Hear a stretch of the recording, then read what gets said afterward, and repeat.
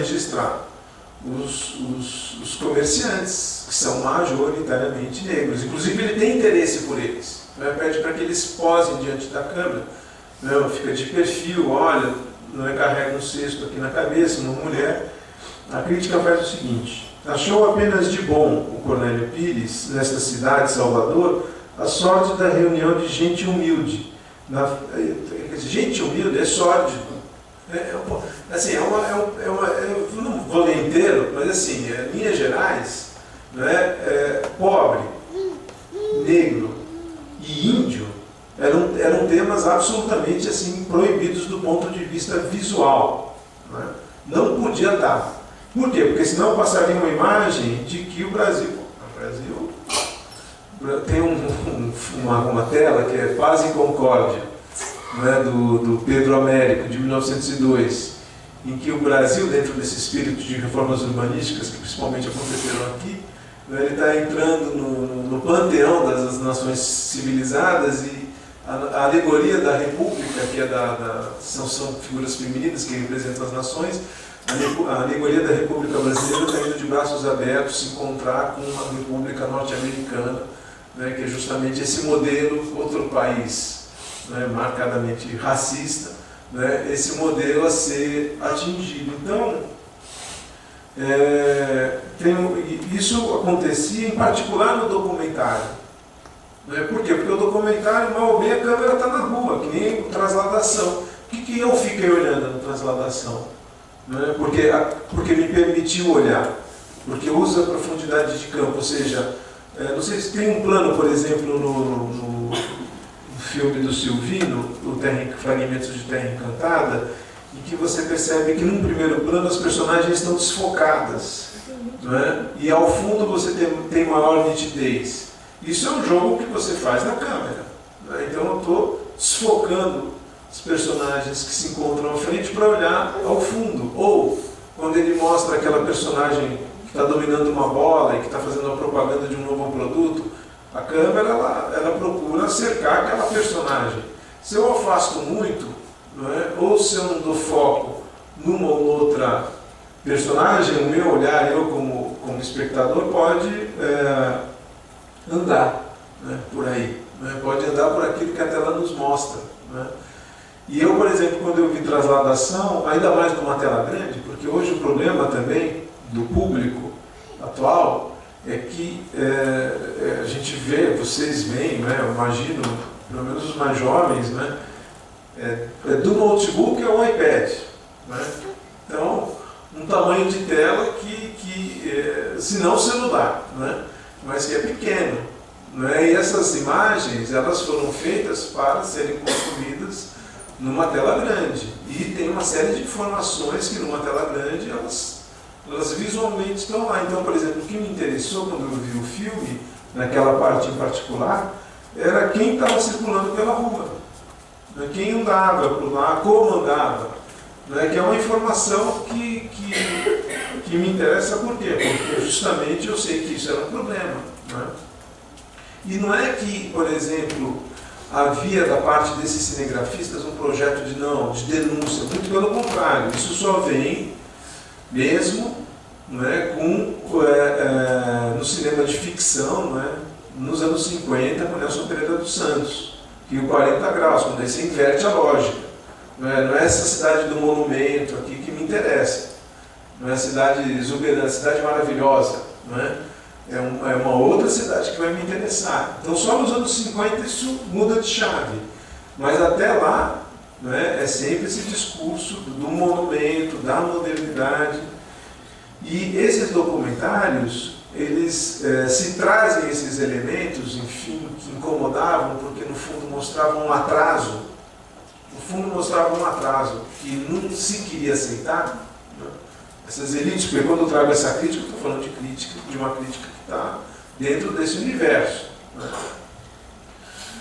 Tem um outro filme, então, isso acontece por quê? Porque tem essa dimensão de um documentário onde a câmera está na rua e está aberta a esse tipo de situação, esse tipo de influência, digamos assim. Aí eu vou pegar um outro trecho também da Selecta, pode parecer que só a Selecta é racista, mas se você entrar na revista Cinearte, né, tem um capítulo do Paulo Emílio sobre, enfim, várias pessoas já escreveram, enfim, vocês vão encontrar a mesma coisa. Né? E aí tem um outro trecho de um filme chamado Brasil, Potência Militar, de 1925, produzido pela Botelho. A crítica é a seguinte: que fizessem um filme mostrando a pujança das nossas Forças Armadas, muito bem. O governo teria nisso um auxílio para captar ainda mais as simpatias do público, e principalmente dos sorteados que não cumprem com seu dever, preparando-se para servir a pátria, quando possível. Mas, em vez disso, apresentam algumas evoluções dentro dos quartéis, letreiros e mais letreiros de fraseologia elogiosa aos nossos oficiais, com partes e mais partes de grupos parados, como se os dirigentes do nosso exército precisassem disso para ter reconhecido o devido valor. Então ele está dizendo, olha, são filmes que, no fundo, do ponto de vista estético, não contribuem para mostrar ao público, não é, a grandeza moral do exército. Mas tem um outro comentário que dialoga mais com isso, que eu estou aqui trazendo, em que, sobre esse filme mesmo, ele, crítico, não é, questiona o fato da opção do diretor, do cinegrafista, de mostrar, não é, um desfile, não é, em pleno domingo. Desculpe-me, um desfile num dia de trabalho, aí abro aspas. Não é, desfile de tropas pelo campo de São Cristóvão num dia de trabalho, com um evidente ou impressionante intuito de demonstrar que nenhum interesse tem o povo brasileiro pelos seus defensores. Ou seja, filmou numa segunda ou numa terça-feira, não tinha ninguém assistindo. Né? Então, do ponto de vista de um poder de convencimento, né, das imagens, se o exército desfila para ninguém, isso significa que o povo está pouco preocupado com o seu exército, não é? O que de fato devia ser verdade. Não é? Mas não era a intenção do cinegrafista fazer isso. Por exemplo, a gente viu aqui o filme do Exposição de 22. Se você olha o filme, você fala, nossa, quanta gente indo à exposição. Né? E a gente sabe que um dos problemas dos organizadores é a falta de público. Né? Durante meses, né? Nos jornais cariocas, críticas e mais críticas sobre o investimento feito e a falta de público. Não é nem a ninguém. Né? Porque, enfim, o que você tem? Tem os monumentos arquitetônicos, mas, enfim, isso. O que fazia sucesso na exposição de 22? O parque de diversões, né? Que aparece, inclusive. Mas você vê no filme, e o Silvino teve esse cuidado. Ele falou, não, provavelmente ele filmou no final de semana, ou num dia de algum evento festivo. Então você vê que nesse caso, né, ele foi esperto, digamos assim. Né?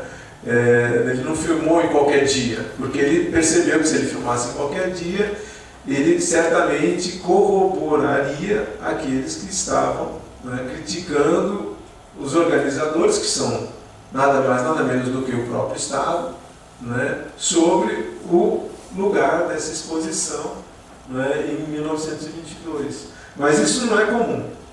Né? De uma certa forma, isso, quem conhece um pouco mais o período e as críticas de cinema na época, é um dado muito constante. Não é? Essa preocupação com a precariedade que esses filmes trazem. Né? Num contexto em que a censura ela ficava no âmbito do município / delegacia de polícia, e que funcionava muito na linha de denúncia, né? E ficava na maior arbitrária, toda censura é arbitrária, mas enfim, nesse caso mais arbitrária ainda. Né? E você tem várias histórias. Né? Tem um filme de 24 ou 26 do José Medina, um cineasta paulista, que ele fez Gigi, e tinha uma cena que era uma dança. Qual que é aquela dança? Não é anterior à lambada, né? Estou com um mambo na cabeça. Machixe, muito bem. E tinha uma cena que era uma cena de machixe, uma dança de machixe no meio do filme. Não tiveram dúvida, foram até lá na sala de projeção, cortaram o filme, recolheram a parte, né, e emendaram e deixaram que o filme continuasse a ser exibido numa época que você tinha assim, uma ou no máximo 2 cópias. Então cortar o filme significa perder aquela parte para sempre. Você tem outros casos famosos, né, que nem, por exemplo, em São Paulo ainda, o Vittorio Capellaro, que era um imigrante italiano. Ele faz vários filmes de ficção a partir de romances do 19, de José de Alencar, enfim. Um deles, o Guarani, que é um dos grandes leitmotivs da nossa cinematografia, né, dos anos 10 e 20.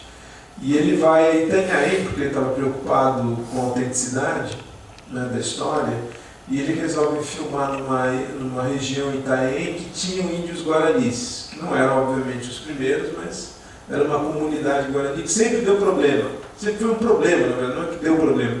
Sempre foi um incômodo para a população de lá, de Itanhaém, né? Como até hoje, né, os índios são.